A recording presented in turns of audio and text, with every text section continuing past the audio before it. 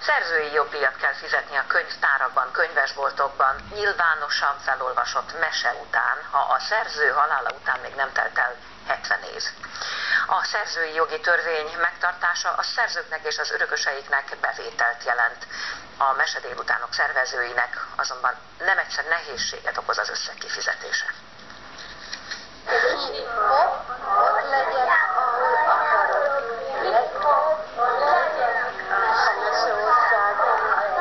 Csak a népmesék és a régi mesék közül válogathat a mesélő, mivel ezek után nem kell szerzői jogdíjat fizetni.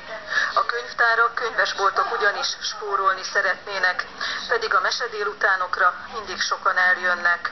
Úgy érezzük, hogy a mesélés az nagyon fontos a gyerekeknek, a fejlődésükben is, és nagyon fontos, hogy az olvasott mese az eljusson hozzájuk.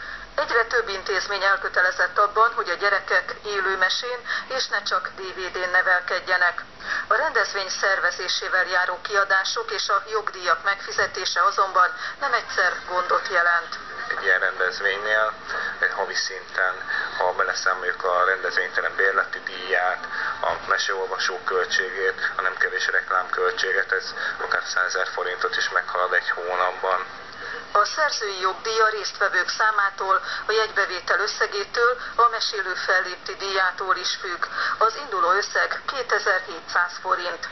A szerzőknek, illetve aztán az örököseiknek a szerzői jogdíj az egy nagyon fontos megélhetést jelentő tényező, tehát gyakorlatilag ez az ő fizetésük.